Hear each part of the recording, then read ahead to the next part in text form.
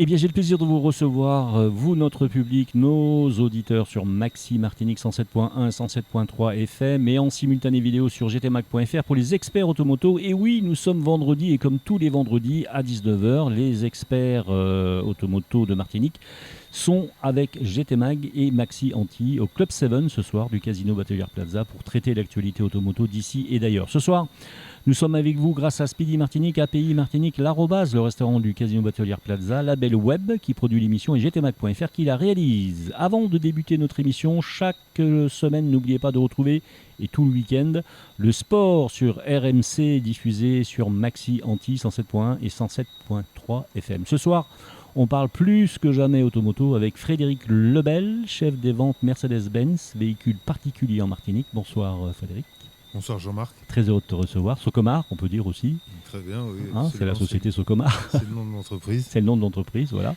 D'autant plus que nous avons essayé cette semaine donc sur gtmac.fr la toute nouvelle CLA EQ. C'est tout nouveau ça, CLA EQ. C'était pas Exactement. encore. Ça préfigure une nouvelle stratégie de Mercedes. De Mercedes. On va y venir si tu es d'accord dans un petit moment. Donc c'est-à-dire EQ, c'est-à-dire aussi 100% électrique. Et nous verrons justement avec Frédéric que Mercedes donc passe vraiment à l'offensive et donc l'électrification de ses gammes. Puis nous aurons le plaisir de recevoir Olivier Leblanc du club de plongée Diage, qui sont les initiales de la phrase en anglais « Diving is a journey ». La plongée est un voyage. On verra pourquoi avec Olivier Leblanc. Mais nous verrons aussi que nous serons dans la continuité des nouvelles mobilités, Frédéric. Parce que figure-toi que ce monsieur qui est à côté de toi, Olivier Leblanc, il a un club de plongée, donc tu l'as compris, mais qu'il utilise un bateau 100% électrique. Formidable. Et même pour la recharge des bouteilles de plongée à bord, je crois, si mon souvenir est bon. Bonsoir Jean-Marc. Bonsoir Olivier, avec un grand plaisir on te reçoit. Et effectivement, on a des invités ce soir. On a Eric Rouget, bon, qu'on connaît bien, c'est le chroniqueur habituel de la... Tu prends un peu goût là quand même, hein. Ouais, T'es un peu souvent avec moi, je trouve. Toi, là, ça va, on est pas mal. on n'est pas trop mal. On va changer un peu quand même de temps en temps, hein. Bon, il faut le savoir. Le concept, hein, c'est qu'on fait venir des chroniqueurs en fonction des émissions. Mais là, sur ce coup-là, comme on a eu des gendarmes, on a eu plein de choses qui étaient concernés. Daniel Montpellat, donc la semaine dernière avec l'histoire des motos, il fallait que tu sois là, donc c'était logique. Mais la prochaine fois, on passera à quelqu'un d'autre. Et puis on est avec Maria qui travaille pour gtmac.fr. Bonsoir Maria, on est plaisir de t'avoir. Bonsoir Jean-Marc. Avec plaisir. Donc Maria est là en tant que assistante, on va dire. Tu es là pour regarder un peu ce qui se passe dans l'émission. Alors, il commence avec GTMag et évidemment, il vient voir comment ça marche en émission. En émission. Live. Alors, d'où nous vient ce petit accent sympathique ? Je suis espagnol. Tu peux t'approcher un peu plus du micro ? Je suis espagnol. Espagnol. Ah, quelle région d'Espagne ? La Rioja. La Rioja. Aïe, aïe, aïe. Attention, l'Espagne, c'est un sacré pays. C'est le nord de l'Espagne. Aïe, aïe, aïe. Allez, Maria, peut-être, si tu as envie d'intervenir, Maria, n'hésite pas. Si tu as des questions à poser, n'hésite pas dans l'émission. On se tourne vers Frédéric Lebel. Alors, Frédéric, oui, on va parler de la CLA, bien sûr, parce qu'on l'a essayé, on est super charmés de l'avoir essayé. On a fait un très bel essai, d'ailleurs, avec de très belles images. Tu les as pas vues encore, parce que donc on enregistre avant que l'essai soit diffusé. Il sera diffusé demain. J'espère qu'il va te plaire, surtout.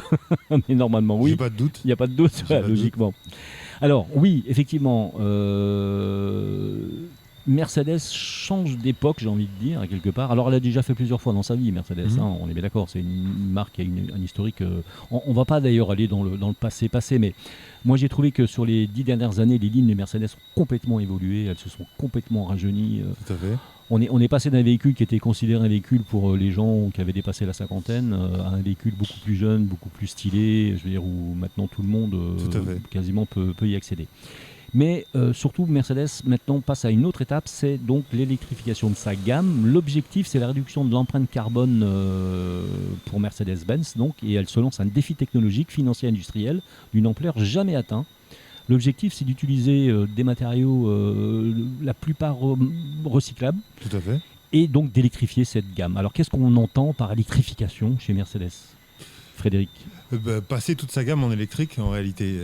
Alors, l'idée, c'est de ne pas non plus abandonner le thermique, mais c'est d'utiliser effectivement la technologie électrique, soit pour propulser complètement le véhicule, soit pour avoir une autonomie, puisqu'il y a des micro-hybridations également, une autonomie légère qui permet de réduire les taux d'émission de CO2 et la consommation. Voilà. Comme tu le sais Jean-Marc, à horizon 2035, le parc doit être complètement électrifié. Enfin, en tout cas, c'est C'est la volonté de directive, l'Europe. voilà, la vision européenne. Bien sûr. Et Mercedes suit cette stratégie comme tous les constructeurs européens. Faut se rappeler que, sauf cas d'extrême problème majeur, on va dire, parce que c'est vrai que le contexte international est quand même particulier, on ira bien à 2035, on arrêtera bien la vente de véhicules neufs, thermiques, diesel ou essence. Exactement. Hein, je veux dire, on ne va pas revenir en arrière. On entend, il y a plein de gens qui nous parlent, on reçoit des mails, oui, mais vous savez, on n'y croit pas, ça va revenir. Non, non, non, non, non. Pour l'instant, c'est 2035 et 2050. Tout à fait. Fini le thermique. Fini le thermique. Donc c'est bien dans cette stratégie-là que s'inscrit Mercedes. Tout à fait. D'accord. En tout cas, on n'a pas de contre-ordre et on n'a pas de contre-information du constructeur. On va véritablement vers cette vision-là, cette stratégie-là. Et l'idée cette année, c'est que tout ce qui est berline, tout ce qui est SUV passeront en électrique. Donc chez vous, c'est les deux lettres EQ. Oui. EQ veut dire 100% électrique. 100% électrique. Voilà. Alors, il faut savoir que jusque-là, il y avait une gamme EQA. D'accord. Et l'idée en fait de Mercedes, c'est de faire disparaître cette gamme pour converger vers une seule gamme Mercedes, mais avec des déclinaisons à la fois thermiques et électriques. Et en plus avec des déclinaisons sur le côté finition de la véhicule. Il y a trois nouvelles donnes en fait, c'est ce que j'ai compris.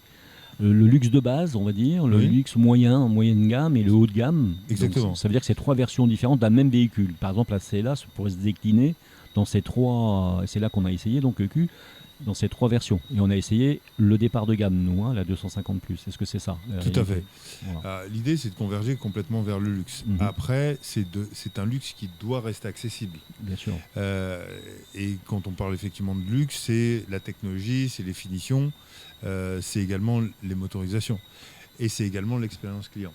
C'est d'ailleurs pour ça, et comme tu le sais, que devrait en 2026 naître une nouvelle concession Mercedes en Martinique. Ah ouais, ça c'est extraordinaire parce que là, si vous Bonne passez nouvelle, du côté ça. ça c'est une très bonne nouvelle parce que si vous passez du côté de chez AutoGM, vous connaissez l'emplacement de Mercedes évidemment, que bon, pas un vilain emplacement, vous êtes bien situé.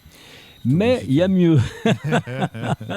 Et donc sort un bâtiment de terre donc juste derrière AutoGM et qui va faire quoi? 2 étages, c'est ça? Ou 3 étages? 2 étages, enfin 3 étages, mais qui surtout aux dernières normes insufflées par le constructeur qui s'appelle Mark 20X.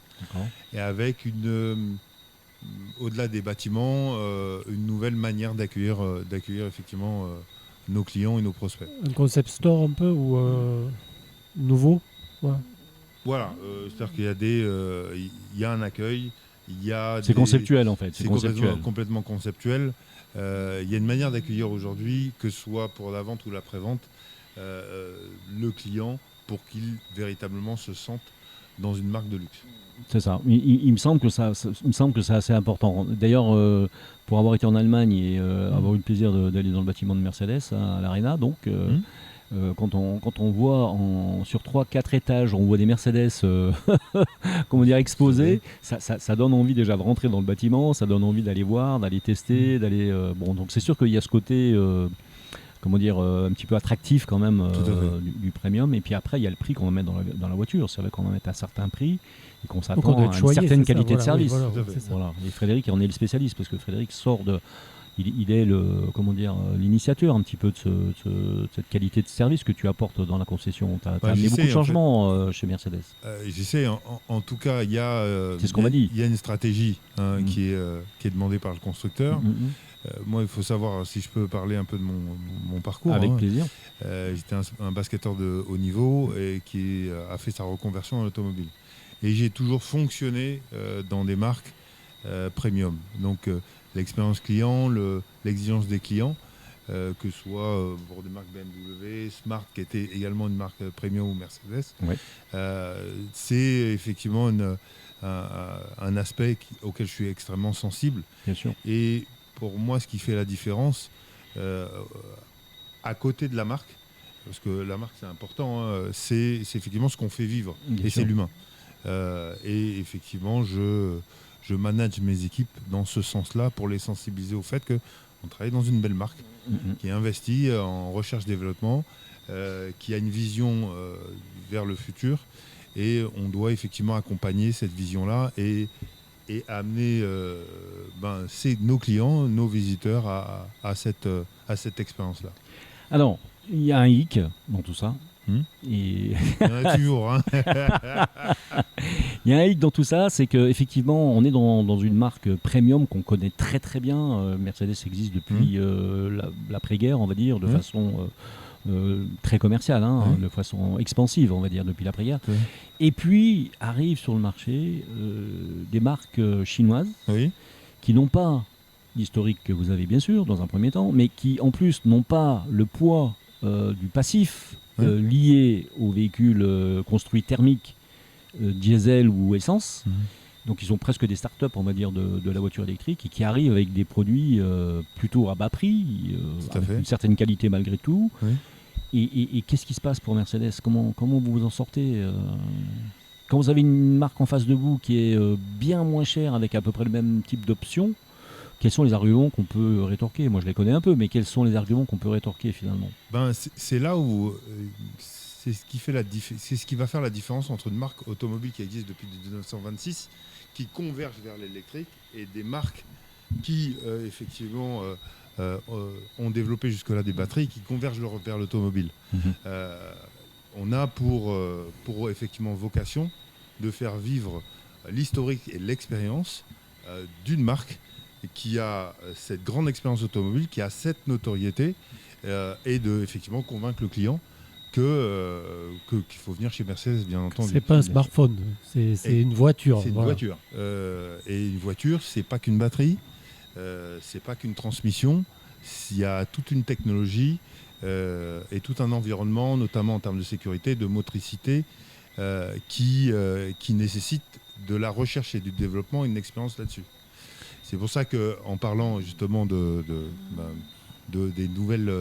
la nouvelle orientation de Mercedes, une nouvelle plateforme a été développée pour accueillir à la fois les nouveaux produits Mercedes et également du thermique, tout en conservant tout ce qui est la motricité et le dynamique des nouvelles voitures Mercedes. Alors, on revient du coup à la gamme, c'est intéressant de revenir à la gamme électrifiée. Donc, il faut, pour que les utilisateurs qui pourraient donc être intéressés par Mercedes comprennent bien ce qui se passe. C'est pas qu'on arrête tout et qu'on recommence à zéro. Bien au contraire, vous repartez sur vos bases, les bases de vos véhicules premium finalement, votre savoir-faire. Et vous décidez d'électrifier la gamme. Alors on en a parlé un peu au début, mais alors il y a le 100% électrique, on sait ce que c'est maintenant. Une voiture qui avance avec une batterie. Et Dieu sait que le choix de la batterie va être importante, et le positionnement de la batterie aussi dans la voiture, l'équilibre donc du châssis par rapport à la batterie, parce qu'on rajoute un poids. Donc ça veut dire qu'il y a des techniciens, des ingénieurs qui ont travaillé pendant des mois et des mois pour sortir ces véhicules-là. C'est le cas de Mercedes, chez les Chinois aussi, mais peut-être d'une manière un peu différente, on va dire, avec l'expérience en moins. D'accord, par rapport à... Mais il n'y a pas que l'électrification 100%, il y a autre chose. Donc on en parlait un peu tout à l'heure. L'électrification, il y a de l'aide aussi à la motorisation. Tout à fait. C'est-à-dire qu'il y a sur la même plateforme qui s'appelle MMA, c'est une plateforme en skateboard. Ça permet effectivement de développer... Alors c'est quoi une plateforme en skateboard ? Il faut expliquer parce que... Il n'y a pas des gens qui roulent en skateboard autour de la plateforme. C'est une plateforme qui accueille une batterie sur laquelle il y a une batterie et un châssis qui permet tout simplement la motricité du véhicule. D'accord. Voilà. Okay. Tout en gardant, comme je l'ai dit auparavant, une certaine dynamique. D'accord. Cette plateforme-là, aujourd'hui, va équiper toute la gamme. Toute la gamme. Enfin, en tout cas, tous les véhicules compacts. Avec soit des batteries totales, c'est-à-dire 100% électriques. Tout à fait. Soit ce qu'on appelle du FEV ou du MEV, c'est-à-dire des batteries d'appoint qui viennent aider le moteur thermique. Tout à fait. Avec une autonomie de quelques kilomètres. De quelques kilomètres qui permettent de... souvent au démarrage. Tu as tout dit, tu peux travailler chez Mercedes. Donc c'est la même qualité de châssis. C'est le même châssis. Ouais. Voilà. Mais effectivement, Mercedes a travaillé sur ce châssis-là depuis maintenant plusieurs années pour effectivement en 2026 électrifier toute sa gamme. Donc, ce que je voulais te faire dire en fait à la fin, c'était finalement que on dit parfois quand on est en difficulté au niveau international, etc. On dit le refus c'est l'or. faut acheter de l'or parce que quand vous achetez de l'or, enfin quand vous avez les moyens bien sûr, hein, acheter de l'or, ça permet d'avoir une sécurité, etc. Et je me demande si finalement aujourd'hui ce qu'on vit, est-ce que c'est pas une valeur refuge que d'aller chez les marques connues, alors premium ou moins premium, d'accord, mais premium en particulier, justement pour pas avoir de mauvaises surprises sur des véhicules qui sont des véhicules qui arrivent de Chine, mais avec lesquels on a peu d'expérience sur la tenue, la fiabilité dans le temps. Surtout aux Antilles en plus. Tout à fait. Alors, moi, je suis pas. Enfin, en réalité, Je cherche pas à attaquer les Chinois, hein, j'essaie de comparer. Je vais te dire ce que je pense et je vais vous dire ce que je pense. Je pense que c'est nécessaire, effectivement, qu'il y ait d'autres constructeurs qui viennent challenger des constructeurs qui sont en place depuis longtemps. C'est motivant. Tout à fait. Et c'est ce qui va mettre en avant le savoir-faire de certaines marques qui existent depuis des années, qui envoient des ingénieurs sur des lieux d'accident pour développer, au-delà d'une batterie, des motorisations, des technologies comme l'ABS, etc., des technologies de sécurité et de confort. Donc, c'est très très important. Moi, je suis complètement favorable à la concurrence, à des nouveaux arrivants. Et la Chine, là-dessus, ne fait pas injure, puisque tu me confirmeras qu'il y a entre 150 et 200 nouvelles licences automobiles qui arrivent avec des marques qui apparaissent et d'autres marques qui disparaissent. Donc, c'est pas une réalité forcément qui m'inquiète, c'est une réalité avec laquelle on va composer et qui est nécessaire effectivement pour challenger les équipes parce que la concurrence fait partie de notre quotidien. Elle permet de nous remettre en question et surtout la manière dont on fait vivre notre expérience chez Mercedes. Alors, on a vu l'accueil, on a vu l'électrification de la gamme. Ce que je voudrais savoir, c'est finalement, comment se vend une Mercedes en fait ? Est-ce que c'est le réseau du vendeur, c'est-à-dire les connaissances du vendeur, la communication que vous faites sûrement en partie ? Est-ce que c'est encore le réseau du vendeur ou est-ce que c'est vraiment des consommateurs avertis qui ont déjà été voir sur différents sites la configuration du véhicule potentiel qu'ils voudraient avoir ? Allez, imaginons la nouvelle CLA EQ par exemple. Donc ça veut dire que le consommateur aurait déjà été voir sur le site national, puis ensuite peut-être GT Mag, et puis ils viennent dans la concession. Ou est-ce que c'est des gens que vous attrapez d'une autre manière, on va dire, par vos communications, votre façon de faire, votre réseau personnel ? Je te dirais que c'est tout à la fois. Alors, il y a un travail du vendeur, il y a un travail de la direction commerciale qui est également de promouvoir la marque sur le territoire et de faire venir effectivement les clients via la communication et le marketing. Bien sûr. Il y a un travail de la marque également qui travaille sur sa notoriété et son image. Bien sûr.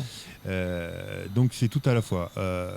Alors le vendeur, c'est effectivement de multiplier des opportunités de vente via de la prospection téléphonique ou développer son réseau parmi ses amis, encore une fois en allant sur le terrain. C'est de rappeler... on va encore sur le terrain quand on est vendeur ? Ah oui, moi, en tout cas, moi je le favorise parce que, notamment auprès des commerçants. Tu sais comme moi, et vous le savez comme moi, il y a des commerçants qui ouvrent à 9h et qui ferment à 17h.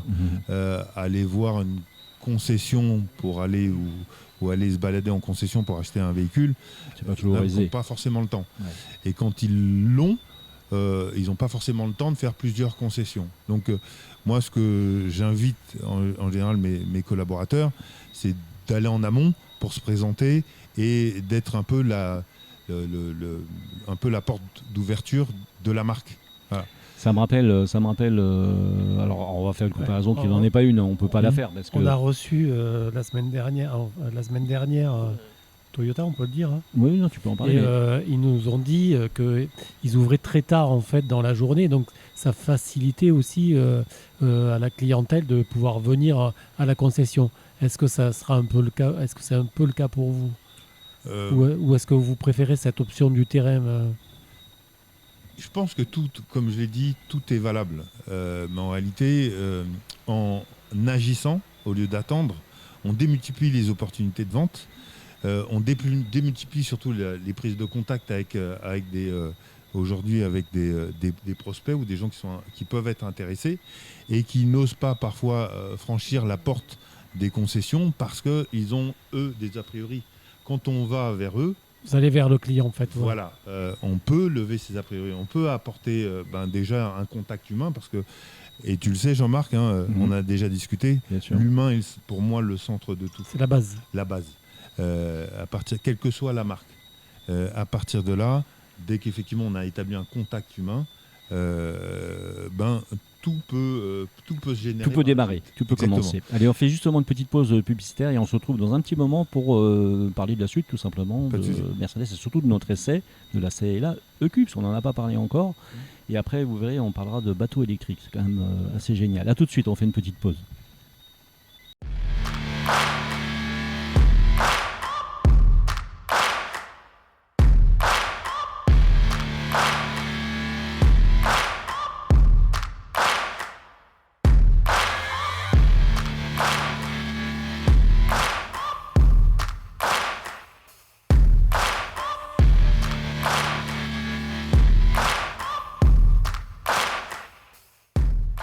Allez, vous êtes de retour sur Maxi Anti avec les experts automoto, émission produite par gtmac.fr. Cette émission est possible grâce à Speedy Martinique, API Pièces Auto Martinique, l'Arrobase, le restaurant dîner spectacle du Casino Batelière Plaza, le Club 7, puisqu'ils nous reçoivent ce soir, de façon un peu exceptionnelle, mais aussi la Belle Web, qui est donc le producteur de l'émission, et gtmac.fr, qui la réalise. Et on discute depuis un petit moment avec Frédéric Lebel, responsable commercial chez Mercedes-Benz Martinique, la société Socomar, pour ceux qui connaissent la société Socomar, qui est là depuis des années déjà, donc au pied d'AutoGM, qui va déménager bientôt. Tout à fait. Alors on sait quand ou pas finalement? Ça va être dur ça d'évaluer à cause des travaux, bien sûr, mais à peu près. Donc là, on parle de la franchise. Avril, je pense qu'avril, mai, juin 2026, on devrait occuper les lieux. Avril, mai, juin, ça va être donc juste génial. 2 étages Voilà. consacrés, on va dire, aux clients. Consacré aux clients. C'est ce tout qu'on à a fait. compris. Tout à fait. On est impatient. Bon, donc l'idée c'est quoi? C'est d'avoir un showroom d'accueil particulier avec des gens dédiés pour cet accueil, Tout à des fait. gens dédiés à la vente sûrement. Des gens dédiés à l'accueil, des gens dédiés à la vente, au Mhm. service après-vente. Voilà, tout simplement. Donc c'est juste top des tops. Et bon, on est pressé de la voir. On la voit se construire tout doucement et donc on est pressé de voir. De toute façon, on connaît les codifications de Mercedes, on sait que c'est toujours de très très belles concessions et je crois que ça le méritait. Parce qu'en plus, si on regarde un petit peu qui est leader sur le marché aujourd'hui de vente de voitures premium sur la Martinique, on regarde Mercedes et on se dit Ouais. mais ils sont pas loin d'être toujours premiers. Depuis quelques années, on est premier, effectivement. Ouais, donc en termes de vente de véhicules, parce que longtemps ça a été Audi qui prenait 50% à peu près du marché du premium en Martinique. Alors j'entends bien des véhicules premium, donc au-delà de 85 000 euros on va dire en moyenne. Et donc là, bah non, ça s'est inversé. Donc ton arrivée a beaucoup changé les choses, sûrement. Oui, Tu avais une grosse expérience. On a parlé Oui, de en ton fait, côté basketteur. Donc, en réalité, j'ai fait de sorte d'appliquer mon expérience. c'est ça. Tu as travaillé pour d'autres marques. Oui, aussi. j'ai travaillé pour Smart, BMW, Ouais. en tant que vendeur entreprise, grand compte. J'ai animé également les loueurs longue durée. D'accord. Donc j'ai effectivement essayé d'appliquer cette expérience de la vente aux particuliers, la vente aux entreprises à l'équipe qui était en place en Martinique. D'accord. Après, ça a été accompagné par une belle stratégie produit du constructeur Bien sûr, bien sûr. qu'il a fallu appliquer. Et puis effectivement, s'harmoniser avec une direction qui veut faire de sorte que la marque Mercedes soit leader. soit leader ou un des leaders sur le marché en J'aime premier. bien, il répète souvent le mot équipe. On voit qu'il a joué c'est au son basket job. et c'est intéressant parce qu'on sent qu'il va y avoir une équipe chez Mercedes. C'est pas Mais juste. il y en a une. ouais. Et elle existe depuis un certain temps et il a su réunir les gens autour de lui et tant mieux. Alors maintenant, parlons des choses qui fâchent. Un peu, on va parler du CLA bien sûr, qu'on a essayé sur GT Mag, mais parlons de tarification. Voilà, beaucoup de gens se plaignent en disant oui, mais bon, en Martinique, on pratique des prix qui ne sont pas ceux de la métropole. Alors bien sûr, on sait pourquoi. Il y a quand même quelques frais d'approche, il y a 2-3 bricoles qui gênent pour avoir des prix vraiment au niveau de la métropole. Mais est-ce que les marges chez Mercedes sont raisonnées, tout simplement, raisonnables? Aujourd'hui, en immatriculation, globalement, depuis maintenant 5 ans, on est à 300 ou plus de 300 véhicules. D'accord. Voilà. Par an. Ça, Oui, c'est important de le préciser. Quoi. c'est important de le préciser. Ce qui veut dire que aujourd'hui, on a mis en place une stratégie qui rend cette marque accessible Mhm. à tous. Alors justement, la question qui en découle, c'était celle-ci. C'est finalement qui sont les clients qui rentrent chez Mercedes? Est-ce que ce sont les mêmes il y a 10 ans en arrière ou seulement 5 ans en arrière? Alors c'est une question hyper intéressante dans le sens où, comme tu l'as évoqué un peu en préambule, c'est une marque qui était plutôt confort traditionnel. Et c'est une marque qui depuis des années a convergé vers un peu plus de dynamisme et de sportivité. C'est une marque également qui a cherché aussi à se généraliser.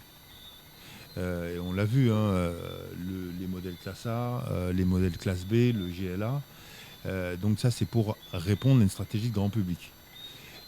Effectivement, dans cette stratégie-là, il faut pouvoir s'adresser effectivement à du grand public. Donc on a une clientèle de particuliers, on a une clientèle de professionnels, on a également des véhicules de démonstration qui permettent effectivement à des particuliers ou des clients, pas forcément qui sont modestes, mais qui ont une volonté, une vision un peu plus modeste de la voiture, de rouler tout simplement en Mercedes, Oui, puis, de manière complètement accessible. Je pense que tu as des jeunes qui deviennent cadres moyens ou cadres supérieurs, peu importe, mais les gens sont plus jeunes aussi, Tout à fait. et donc ils ont tendance à se diriger plus sur des véhicules haut de gamme avec un confort, un vrai confort. Un vrai confort, de la technologie. De la technologie, parce que peut-être que le véhicule c'est aussi un second bureau, une façon de se... Je sais pas, je te pose la question. Ah, mais est-ce que cette clientèle-là, est-ce que tu as vu la clientèle se rajeunir, je veux dire, voilà. Et... J'ai vu la clientèle clairement se rajeunir, et ce depuis longtemps, avant même que je revienne en Martinique. J'ai vu la clientèle s'élargir. Ouais. Alors au-delà de l'aspect aussi bureau, c'est aussi un besoin de s'affirmer via une marque qui a une forte valeur, une forte image. C'est ça. Effectivement, moi je trouve ça extrêmement positif parce que ça donne une jeunesse qui est ambitieuse et qui a envie de se faire plaisir et traduire leur force de travail vers une voiture avec laquelle ils peuvent se faire plaisir et pratiquer leurs loisirs. A contrario, est-ce que ça fait pas peur aux clients qui ont plus de 50 ans et qui se disent oula, je suis dépassé? Imaginons ceux qui sont passés à côté de l'informatique, il y en a quelques-uns au-delà de 50 ans malheureusement. Est-ce que quand ils rentrent dans la Mercedes et qu'ils prennent le système MBUX en pleine figure, c'est-à-dire coucou, bonjour, c'est moi Mercedes, que veux-tu? J'ai réduit pour faire un peu d'humour, mais je veux dire, bon, il y a vraiment beaucoup de technologie dans la voiture. Tu parlais pas de moi juste avant. Non, je parlais pas de toi.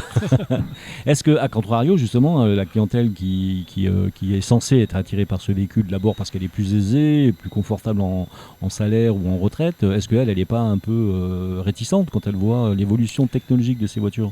Alors, j'étais assez surpris de voir que il y a des clients 90 ans qui envoient des mails. Ah oui, ça existe. Comme je l'ai déjà connu dans sûr. des concessions là où j'ai travaillé. Donc effectivement, moi je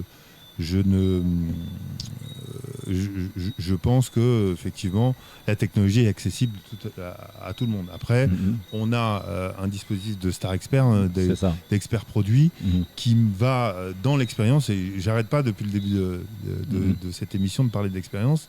En fait, partager l'expérience, partager la technologie avant même que le client achète son véhicule. En fait, il y a une vraie formation du client finalement. Une vraie formation du client et un vrai accompagnement. Et après, toutes les technologies ne seront pas utiles à tout le monde. Voilà. Mais c'est important de suivre cette vision. C'est important effectivement d'avoir cette technologie embarquée qui permet de rechercher des points d'intérêt, d'avoir la météo embarquée. Non, mais alors là, je t'arrête tout de suite. On va parler de la nouvelle CLA, donc EQ 100% électrique qu'on a essayé cette semaine. Donc quand on rentre dans cette Mercedes, il se passe des choses extraordinaires quand même. Maria, toi qui connais bien les belles voitures, je suis sûr que tu aimes les belles voitures, Maria. Non, c'est ça? Oui. Évidemment, voilà. Mais quand on rentre dans une Mercedes, il se passe des choses extraordinaires. Alors, première chose surprenante, déjà le bruit intérieur. Parce que donc on est sur une voiture 100% électrique, donc il ne fait pas de bruit, bien sûr, par définition. Et on peut sélectionner. C'est totalement abordable. Je veux dire, c'est pas caché dans un programme, etc., mais dès que vous entrez dans la voiture, vous pouvez sélectionner le son que vous allez avoir à l'intérieur de la voiture. Alors je sais pas s'il est à l'extérieur de la voiture, par contre, je pense pas, mais ça il doit est être à à l'intérieur. Voilà, bon. Donc il y a 8 sons, je crois, différents. Alors je les ai tous testés en montant les routes de Balata. C'était très agréable parce alors soit c'est très musical, soit c'est un peu sportif. Voilà, soit c'est... explique-nous. Ah non, mais c'est royal. En fait, on a un bruit moteur, une imitation. Non. On a des bruits complètement synoptiques, des bruits comment dire, extraterrestres parfois. Des bruits d'ambiance. Des bruits d'ambiance, mais qui sont liés bien sûr au fonctionnement du véhicule, à l'accélération du véhicule. Mais je trouve cette idée totalement géniale. Comme toujours chez Mercedes, on a toutes les coloris qu'on veut personnaliser. Donc, quand on veut personnaliser l'intérieur de sa voiture, on a à peu près tous les coloris possibles. Et puis après, il y a le fameux système MBUX qui permet donc de discuter avec la voiture, de lui poser des questions, de lui demander sa route par exemple, de ne pas toucher au téléphone bien sûr, d'avoir à peu près accès à toutes les fonctionnalités de la voiture avec la parole. Oui, il y a la luminothérapie, c'est ce que c'est ce que je voulais dire. Évoques. Il y a effectivement des ambiances sonores qui permettent, en fonction des accélérations et en fonction de certaines fonctionnalités, de créer une ambiance formidable. Et puis il y a des fonctionnalités intelligentes qui permettent effectivement aux plus jeunes ou aux plus âgés d'exploiter les fonctionnalités de la voiture de manière très très simple, en appelant par la voix. Après, effectivement, ça nécessite un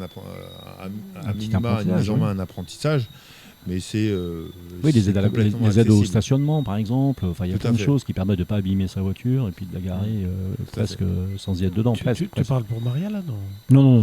Là, je regardais Maria parce qu'elle avait un beau sourire, c'est tout. Non, je parlais de rien d'autre. En plus de ça, ce qu'il faut savoir, c'est que donc, cette voiture, en plus, elle a quelque chose d'extraordinaire, c'est qu'elle a une autonomie record. Puisque on parle de presque jusqu'à 800 km en WLTP, donc c'est très officiel, 791 exactement kilomètres calculés. Donc c'est une autonomie record. Parce que ça, c'est un autre problème que rencontre, on va dire, la Martiniquaise et le Martiniquais, c'est de se dire, oh là là, je prends pas une voiture électrique parce qu'il y a trop de côtes, il y a trop de montées, et comme il y a trop de montées, la voiture électrique, même avec 400 km, je perds mon autonomie et puis c'est foutu. Je suis obligé de charger dans la journée. Non, pas avec la CLA EQ. Tout à fait. Et justement, la Martinique est un territoire de véhicules électriques. Et oui. Pourquoi ? Alors ça, il faut nous l'expliquer, parce qu'il y a 5% de voitures vendues électriques. Parce que... Frédéric. Alors, aujourd'hui, les chiffres ne vont pas me faire mentir, parce que chez Mercedes, 26% des véhicules que nous vendons sont des véhicules totalement électriques. 26%, c'est énorme. C'est énorme. C'est vraiment énorme. Olivier, excuse-moi, je te coupe un instant. Olivier, t'es en électrique, toi, ou pas ? Pas encore ? Ton bateau, oui. Ton bateau, oui. Le bateau, oui. Pour la voiture, j'ai pas fait la transition. T'as pas encore fait la transition, d'accord. Ça va venir, donc, par définition. Ça va venir. Ok. Excuse-moi, Frédéric, je t'ai coupé. Et 36% des véhicules que nous vendons sont des véhicules hybrides rechargeables et électrifiés. D'accord. Donc on est véritablement dans une transition vers des nouvelles mobilités finalement. Alors, pourquoi la Martinique est effectivement un territoire de véhicules électriques ? Parce que aujourd'hui les particuliers font très peu de trajets. C'est la Martinique est petite. Aller et retour avec des véhicules. Les véhicules électriques sont plutôt dynamiques, qui correspondent complètement à la topographie de la Martinique. Puisque l'IQA, c'est un véhicule qui fait 192 chevaux. Donc oui, on est sur un territoire qui, d'un point de vue dynamique, correspond effectivement aux véhicules électriques. Après, il y a quand même 90 points de charge en Martinique. 187. Tu disais 187 points de charge. Donc, tu vois, ça grimpe. C'est le dernier chiffre. Voilà. C'est beaucoup plus que tu crois, mais c'est vrai, voilà, 187. Et puis certains particuliers s'équipent de panneaux solaires pour effectivement alimenter leur domicile et alimenter le véhicule. Leur voiture. En sachant que, est-ce que vous savez, alors Eric, toi tu dois savoir, donc tu te tais, mais est-ce que vous savez combien de kilomètres on fait par jour en moyenne en Martinique ? Donnons un chiffre. Ça dépend de... Non, donnons un chiffre. Il faut donner un chiffre. Combien de kilomètres par jour en moyenne ? 80 pour Maria. 23 aller, 23 retour. 23 aller, 23 retour. 20. Ah, il a une grande connaissance. Il a une grande connaissance. C'est Frédéric qui a raison. Et des utilisateurs. 23 aller, 23 retour. Très professionnel. Et oui, c'est ça. On fait 46 km par jour. Enfin, on va dire 50 pour arrondir. Donc ça veut dire on va au travail, on s'arrête à Marie-Blachère, parce qu'on les a reçus la semaine dernière pour acheter son pain, on rentre à la maison, on a fait 50 bornes, en gros, voire beaucoup moins. Parce que c'est une moyenne, donc ça veut dire que certains en font beaucoup plus et d'autres en font beaucoup moins finalement. Donc ça veut dire que quand vous vendez la CLA EQ ou une autre 100% électrique de la gamme, vous vendez déjà généralement une borne avec. Oui, effectivement, on propose la borne, on Voilà. a des partenaires. Bien sûr. Donc ça veut dire quoi? Ça veut dire qu'une fois que j'ai acheté ma voiture électrique, je charge une fois la nuit Une fois. et normalement j'ai plus de soucis pendant quelques jours. Complètement. Ah, on voit de plus en plus apparaître chez nous et acheter des véhicules une clientèle qui sont probablement les plus gros rouleurs de la Martinique, ce sont les taxis. Et oui. Et aujourd'hui, les taxis se convertissent à l'électrique. Donc c'est une bonne référence quand même. Donc, Hein. c'est une excellente référence parce que on vend de plus en plus de. Il y a un produit qui s'appelle l'IQB, qui est un véhicule, en réalité un SUV 7 places, qui permet d'avoir en version 5 places quasiment 1000 litres de coffre. Ce sont effectivement des clients qui convergent vers ce véhicule, qui sont plutôt satisfaits de leur choix. En plus de ça, cette voiture, alors on parle de la CLA en particulier, parce qu'on l'a essayé sur GT Max, je vous le rappelle, allez la voir, parce que l'essai est vraiment sympa. En plus de ça, cette voiture, elle est fournie avec un système qui permet d'aller sur une... Alors je ne sais pas si ça existe vraiment en Martinique, je vais te poser la question justement, qui permet d'aller sur du 800 kW de charge au lieu du 400 kW habituel. Est-ce qu'il y en a en Martinique? Je ne sais même pas s'il y en a en Martinique. Non, je on n'a pense pas de tels superchargeurs. 800 volts, je parle de kilowatts, Tout à pardon, fait. de volts, pardon. 800 volts et 400 volts. Mais excusez-moi. effectivement, avec ces superchargeurs de 800 volts, Oui. ça permet en quasiment 10 minutes de recharger, pour 310 km d'autonomie. Incroyable. Maintenant, est-ce que c'est nécessaire en Martinique d'avoir, Une fois de plus. au vu Ouais. des trajets que font les Martiniquais, C'est-à-dire que si on a une borne spéciale, est-ce qu'on peut l'installer peut-être à la maison? Si on a une borne spéciale à la maison qui permettrait d'arriver à 800 je suis pas volts. électricien. Là, on va se renseigner. J'ai un doute qu'on puisse installer chez Ouais, on va se soi, renseigner. Là, sur j'avoue la- que j'ai pas regardé. Compliqué, peut-être, ouais. Bon, en tout cas, c'est pas forcément au vu des trajets et de l'utilisation en moyenne, c'est pas forcément nécessaire. Mais il y a des superchargeurs en Martinique par contre. En tout cas, avec une qualité de recharge qui reste plus que raisonnable, puisque C'est ça. donc on recharge 80% en combien? 80% global de mémoire, on doit être sur 2 heures. 2 heures, oui, absolument. 80% de charge. Ça Donc, dépend en fait, du chargeur. Donc en fait, non seulement l'île se comporte comme une île qui peut accepter le 100% électrique, déjà pour un aspect écologique, il faut se rappeler quand même que c'est aussi pour ça qu'on achète des voitures électriques. C'est le côté je préserve mon île, je préserve les enfants qui sont asthmatiques, je préserve les anciens de maladies Tout à fait. provoquées par l'inox, c'est quand même une base. C'est quand même important. Même si on se bat sur plein de choses, mais je veux dire, voilà, en cas de panne, en cas de grève des carburants, des choses comme ça et tout, quand on a une voiture électrique, on sourit. C'est un petit argument, mais qui peut devenir parfois C'est plutôt un gros argument. Il y en a Quand un ça autre, c'est arrive. la fiscalité des entreprises. la fiscalité des entreprises. Parce que il y a un déplafonnement de l'amortissement, plus un amortissement de la batterie. Quand on sait que sur certains véhicules, la batterie c'est 26 000 euros. Ça change, Ça ouais, change la donne, c'est ça 30 change 000 la donne. d'amortissement, 26 000 euros de batterie, ça fait 56 000 d'amortissement total sur un véhicule qui fait parfois 60-70 000 euros. Alors, rappelons qu'on parle de la CLA, qui est une grande berline, une jolie berline, une grande Oui. berline qui est connue, parce que cette CLA, elle fait 4,70 m, 72 de long. 4,72 m, c'est important ce que tu dis, Oui. parce qu'effectivement, c'est un véhicule qui a, au-delà de converger vers l'électrique, c'est un véhicule qui a pris une autre orientation. C'est une Mhm. berline. C'est une berline. Alors que son prédécesseur était un coupé. Un coupé. Ouais. Donc elle est passée à 4,72 m et elle a pris quasiment 3 cm en largeur. Donc c'est une voiture qui est beaucoup plus assise, qui a augmenté en habitabilité, en confort et également en motricité. C'est juste génial en termes de confort, mais ça, il faut vraiment l'essayer. Là, je peux pas, même en regardant la vidéo, on peut pas s'en rendre compte. On s'en rend compte un peu quand même, mais il faut vraiment aller l'essayer pour voir. Ça vous engage à rien d'aller essayer la voiture, je pense, Frédéric. J'invite tout le monde à le faire. À le faire, bien sûr, parce que Mhm. franchement, là, une fois qu'on est dans un autre monde et on rentre dans l'univers Mercedes, on est dans un autre monde, c'est honnête. Je veux dire, je suis simplement honnête, c'est la vérité. Et en plus, on vient de se rendre compte, il n'y a pas si longtemps que ça, il y a quelques jours, que la Mercedes-Benz CLA 100% électrique est finaliste au concours 2026 du COTI. C'est-à-dire les 60 journalistes du monde entier qui se réunissent, comme chaque année, pour élire la voiture de l'année. Et donc, elle fait partie des 7 finalistes. Tout à fait. Donc, on espère que la CLA sera sur le podium. Puis elle est accessible aux incentives gouvernementales CE. Oui. Donc elle peut bénéficier en fonction de certaines conditions d'une aide, d'un bonus. C'est juste génial. Merci Frédéric d'avoir... Merci de l'invitation. Franchement, merci d'avoir été avec nous. Tu peux rester avec nous si tu le désires. Dans un tout petit moment, on revient vous voir. On fait une petite pause publicitaire et on va parler de Diage. Diage, D-I-A-G. Je ne sais pas ce que c'est. Driving is a journey. La plongée est un voyage. Et on va continuer de parler d'électricité, mais cette fois en bateau, ce qui est incroyable, un bateau électrique pour aller faire de la plongée. On ne peut pas faire plus écolo, je veux dire, concrètement. On fait une petite pause, on revient tout de suite. À tout de suite.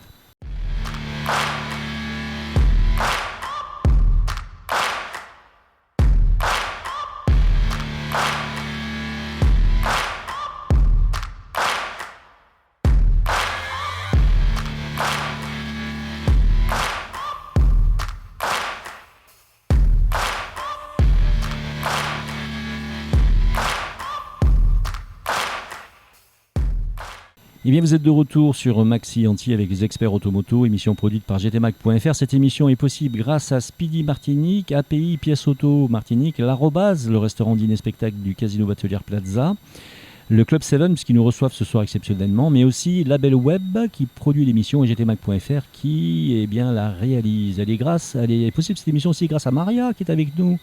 Maria qui est d'origine espagnole. On veut avoir ton petit accent, Maria. Comment ça va, Maria, ce soir ? Très bien, merci beaucoup. T'as été intéressée par l'émission ? Approche-toi un peu du micro pour être sûr. Oui, c'est très intéressant, Mercedes. Ouais, très intéressant, Mercedes. Je me demande quand est-ce que GTMAC il va acheter des Mercedes de fonction. Mercedes de Qui ont des connaissances de manœuvre. Ça c'est bien. Mais écoute, il essaye maintenant qu'il y a tout le monde ici. je comprends. Ouais. On va voir avec Frédéric parce qu'il va lancer une promotion en janvier, c'est une achetée, une offerte. Donc on va voir. Une miniature. Une miniature, oui, voilà, j'avais oublié de préciser. Il n'y a pas de Mercedes petit. Alors juste avant de nous tourner vers le club de plongée Diage, je voudrais savoir, Frédéric, finalement, quelle est ta gamme ? Dans ta gamme, quel est le véhicule que tu vends le plus aujourd'hui ? Est-ce que c'est plutôt un SUV ? Est-ce que c'est plutôt une berline ou un coupé ? Le best-seller, c'est le GLA. Le GLA. C'est un SUV compact. Voilà. Compact, ouais, d'accord. Aujourd'hui, c'est une volumétrie entre 80 et 100 véhicules par an. Et électrifié ? Alors, électrifié, oui, effectivement. Ce qui prédomine en vente sur ce segment, sur cette gamme de voitures, c'est effectivement le GLA hybride rechargeable qui fait 218 chevaux et qui a un peu plus de 50 km d'autonomie. C'est ça, un véhicule moyen qui correspond bien finalement à ce qu'on achète quand on veut s'électrifier, quand on passe en nouvelle mobilité. Exactement. On va généralement une belle transition. Moins cher que l'hybride rechargeable, plus pratique peut-être. C'est plus polyvalent. Plus polyvalent. Est-ce que tu as déjà fait du bateau électrique ? Je suis déjà monté sur un catamaran complètement électrique. Ça, c'est génial. Ça existe effectivement et ça permet de faire de sacrés voyages d'ailleurs. Tout à fait. Mais est-ce que pour toi, la plongée... Est-ce que tu fais de la plongée déjà ? Jamais. Est-ce que tu sais que la plongée est un voyage ? J'imagine. En tout cas, j'ai pas de doute là-dessus. C'est Olivier Leblanc qui nous le dit. Alors, ça veut dire quoi, Diage ? Diage, c'est l'acronyme de Diving is a Journey. Donc la plongée est un voyage. Alors pourquoi la plongée est un voyage, alors concrètement, avant de parler d'autres choses plus pratiques, on va dire ? Mais c'est complètement lié aussi à cette aventure humaine, parce que je suis le gérant de Diage, mais nous sommes une équipe et nous sommes 22 investisseurs. Plongeurs amoureux, on va dire, c'est ça ? Pardon ? Plongeurs amoureux. Plongeurs amoureux, bien sûr. Du patrimoine. Et qui ont uni leurs efforts pour aller dans cette aventure, qui est la transition écologique et d'avoir un centre de plongée électrosolaire et d'être en autonomie énergétique. Alors, ça veut dire quoi, électrosolaire ? On s'en doute un peu, mais on voudrait des précisions. C'est-à-dire que c'est plus qu'un catamaran électrique. C'est un catamaran sur lequel il y a une filière électrosolaire qui permet la propulsion du catamaran, mais aussi le gonflage des bouteilles qui restent à bord, puisque nous avons intégré dans cette filière électrosolaire une station de gonflage. Voilà, c'est-à-dire qu'en fait, en termes de, de consommation électrique, le bateau, il consomme généralement du gasoil, c'est clair, mais ce qui pompe vraiment de l'énergie, on va dire, c'est le gonflage des Oui, on a un taux photovoltaïque de 48 mètres carrés. Ouais. Donc ce taux, on capte l'énergie du soleil. Ouais. Dans chaque flotteur, à bâbord comme à tribord, il y a 2 racks batterie lithium fer phosphate. D'accord. C'est notre charge, on stocke. Et cette charge alimente 2 moteurs électriques pour propulser le catamaran de 35 kW. D'accord. Et alimente aussi 2 moteurs électriques que nous avons transformés pour les compresseurs à air respirables qui alimentent et qui regonflent les bouteilles à bord. Donc là, tu es en train de nous expliquer que c'est vous, toi, votre équipe qui avez construit ce bateau finalement. Enfin, ce système en tout cas. C'est c'est le seul qui existe à ma connaissance, puisque ce catamaran a été construit après 6 mois d'études par une petite équipe d'ingénieurs en Bretagne, à Lorient exactement. D'accord. À qui nous avons remis notre cahier des charges. Et nous, l'idée, c'était d'être en autonomie énergétique sur une énergie renouvelable. Ça n'existait pas. De série, de sortie d'un chantier naval, non, il n'y en avait pas. Alors, qu'est-ce qui fait Est-ce que c'est la splendeur des lieux visités, des navigations que vous faites sur les côtes et plus loin? Est-ce que c'est cette splendeur-là, cette île si merveilleuse sur laquelle on a la chance d'habiter ou d'être né ou d'avoir vécu, qui fait qu'à un moment donné, on plonge, merci pour le jeu de mots, on plonge dans l'idée qu'il faut changer le mode de locomotion et préserver tout ça?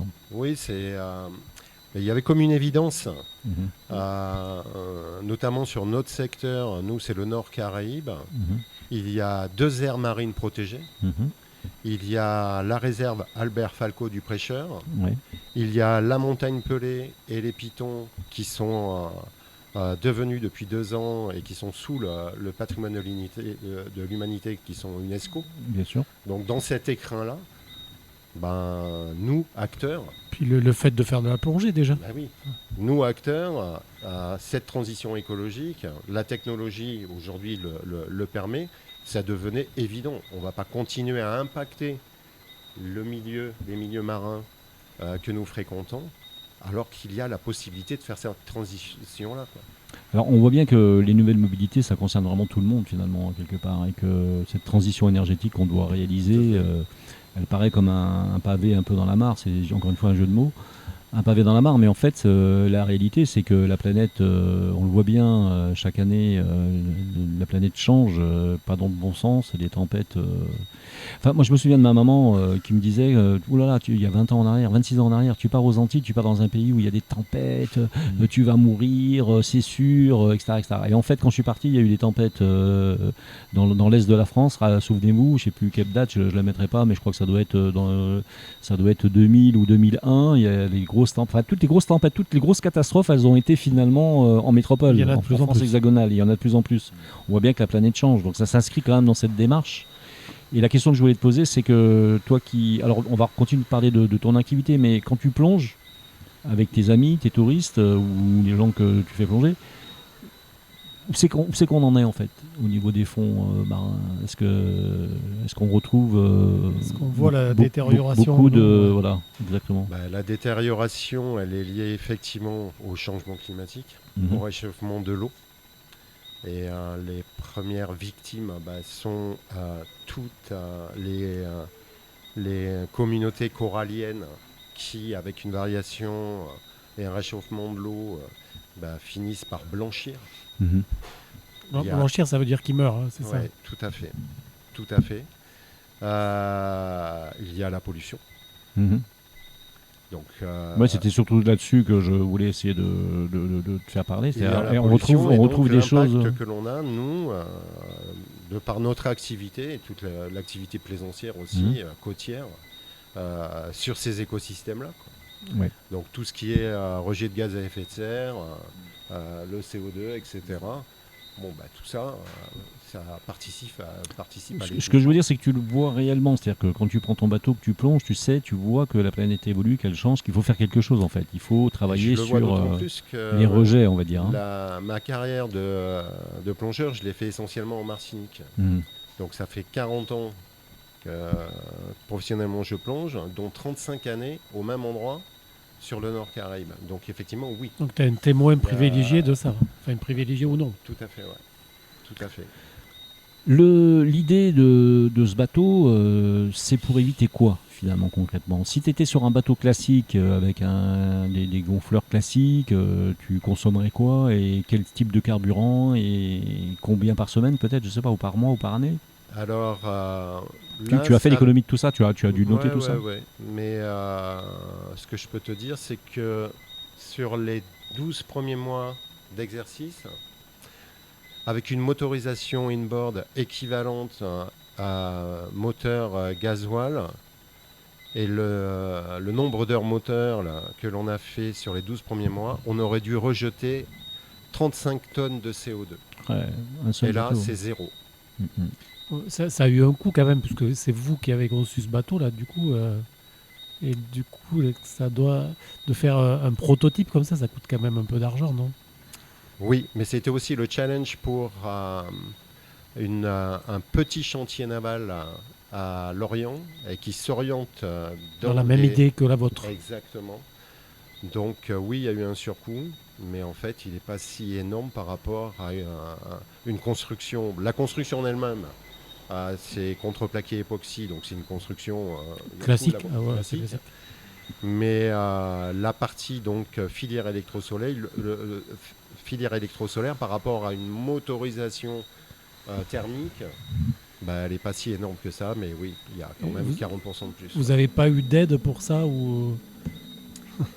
Alors il y avait trois leviers possibles. L'ADEME, en accompagnement, le dossier a été déposé, ils n'ont pas souhaité nous accompagner. D'accord. Le deuxième, c'est donc les fonds européens. Le dossier est toujours en instruction depuis 3 ans. Et le bateau navigue déjà quand même. Et le bateau navigue déjà. Et donc pour l'instant, on n'a rien vu venir de ce côté-là non plus.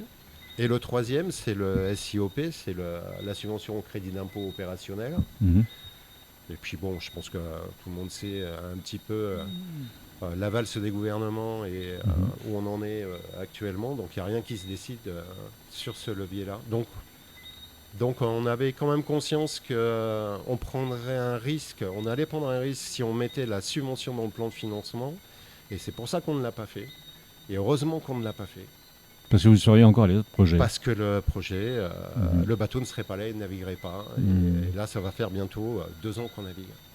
Alors, est-ce qu'il y a une possibilité d'extension de ce système-là aux alentours? C'est-à-dire que toi, c'est bien. L'idée, c'est de montrer 35 tonnes, c'est énorme. Oui.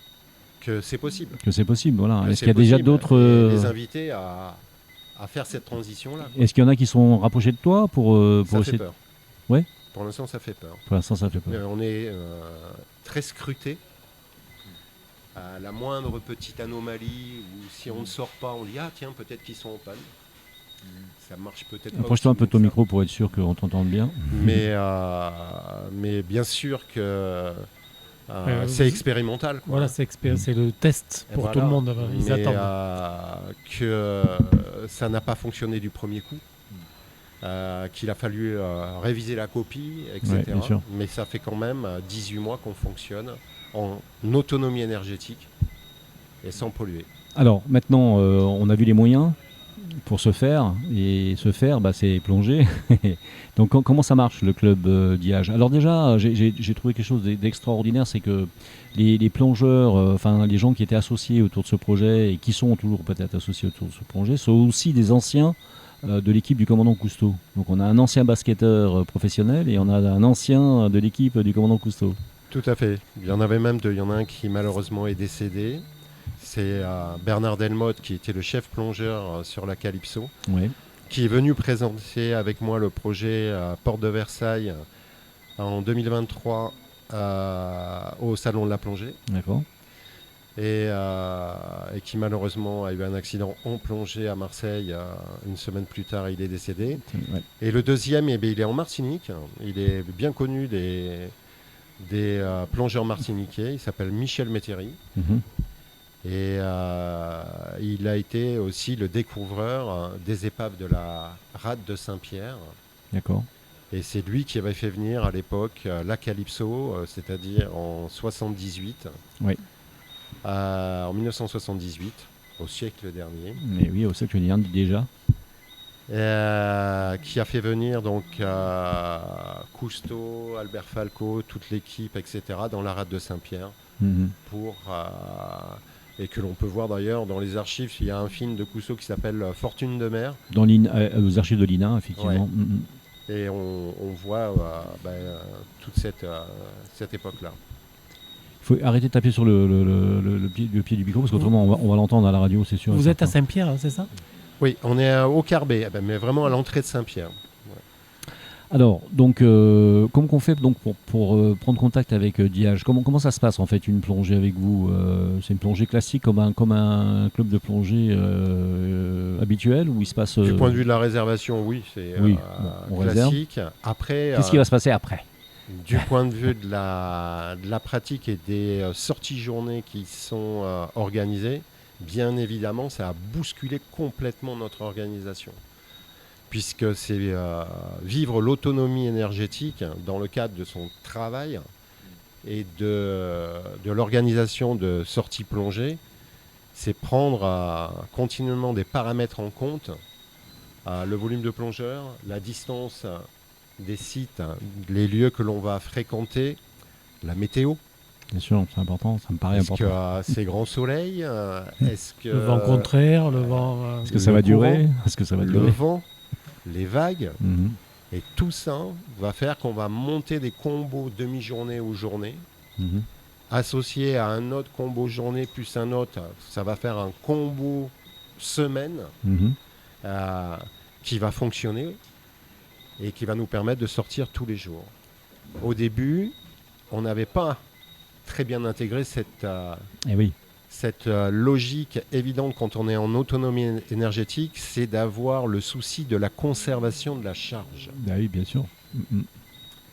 Remarquez, vous avez une certaine expérience. Vous avez une certaine expérience avec les bouteilles de plongée et l'oxygène. Et surtout qu'on a sur les deux postes, la propulsion, le déplacement jusque sur les sites de plongée et le gonflage des bouteilles. Le poste le plus énergivore, c'est les compresseurs pour gonfler les bouteilles. Mais oui, bien sûr. Une heure de gonflage, c'est 20% de la charge totale qui dégage. On va revenir à ça. Frédéric, tu n'as jamais plongé du coup alors? Ça t'a jamais tenté? Jamais. Oui, ça me tente, mais j'ai jamais eu l'occasion de le faire. C'est une peur, non? Ou c'est juste... Il y a toujours un peu d'appréhension. Moi, j'ai de l'appréhension, par exemple, oui. Mais il a pied longtemps en même temps, donc il n'a pas besoin. Oui, c'est vrai. Mais après, oui, j'ai jamais eu l'opportunité. Après, je connais des plongeurs et ils m'en disent que du bien. Surtout chez nous, on a. Alors justement, en parlant de fond, dans le nord de la Caraïbe, en dehors de rencontrer sûrement des dauphins, des cétacés, des tortues, etc., est-ce que dans les fonds, qu'est-ce qu'on trouve en fait? Il y a les épaves, évidemment. Bien sûr, le nord, c'est très riche. Oui. Et puis ce sont des plongées à volume, à architecture. C'est lié à ce contexte géologique qui est le volcan. Bien sûr. On a tendance à dire que ce sont des plongées profondes. Oui, mais pas forcément. Ça descend très très vite, effectivement. Mais les plongées dans le nord commencent sur des jardins coralliens à 3 mètres de profondeur, 4 mètres, 10 mètres, 15 mètres. Il y a des épaves à peu de profondeur là-bas dans le nord, il me semble. Oui, il y en a une, d'ailleurs sur une aire marine protégée, qui est super ludique. C'est donc au Carbet. Et cette épave s'appelle l'Amélie. Et elle a coulé effectivement lors de l'éruption volcanique de 1902. Et c'est un grand voilier fer qui a été complètement disloqué et qui se situe entre 4,50 m et 10 mètres de profondeur. Donc c'est juste, même pour presque les débutants, j'ai envie de dire. Presque les débutants. Sur la partie haute, effectivement, possible, même des baptêmes de plongée, on peut moins de 6 mètres. Et donc ces morceaux de bateau ont servi de substrat permettant l'accroche par les coraux, les gorgones et les éponges, et ça a recréé un récif artificiel historique à un endroit où il y avait du sable, de ponce. Ça donne un peu d'espoir parce qu'on parle de fer au fond de l'eau et un peu d'espoir aussi. On a vu des orques a priori il n'y a pas très longtemps, il y a quelques jours au nord de la Martinique. Oui, il y a des orques qui passent régulièrement. Oui. Donc ça donne de l'espoir quand même à quelqu'un qui est écologiste dans l'âme un peu. Oui, et puis plus on multipliera les dispositifs de protection et plus on aménagera aussi avec des zones de mouillage organisées, etc. Pour éviter que tous les plaisanciers jettent de la casse, finalement, l'encre, la pioche, leur pioche et tout, moins on dégradera les milieux et les écosystèmes marins et plus on les conservera. Diage, Diving is a Journey, la plongée est un voyage, on a bien compris donc avec Olivier Leblanc, ça donne envie d'aller plonger avec vous, surtout qu'en plus on est écolo finalement, on préserve l'environnement avec ce bateau exceptionnel monté par vous, qui permet donc justement une vaste économie, 35 tonnes on a dit sur l'année, c'est ça, c'est énorme, c'est gigantissime, de rejet de NOx, de CO2, qui non seulement abîme les eaux, mais aussi abîme l'air que l'on respire, comme les écosystèmes marins que nous fréquentons. Allez, c'est la fin de l'émission, mais je voudrais savoir quel est le dernier trésor que tu as trouvé au fond de l'eau. Je ne peux pas le dire. Tu ne veux pas le dire, je m'en doutais, j'en étais sûr. J'en étais certain. Les trésors, ça ne peut pas se partager. Une nouvelle Mercedes avec le trésor. Une nouvelle Mercedes avec le trésor.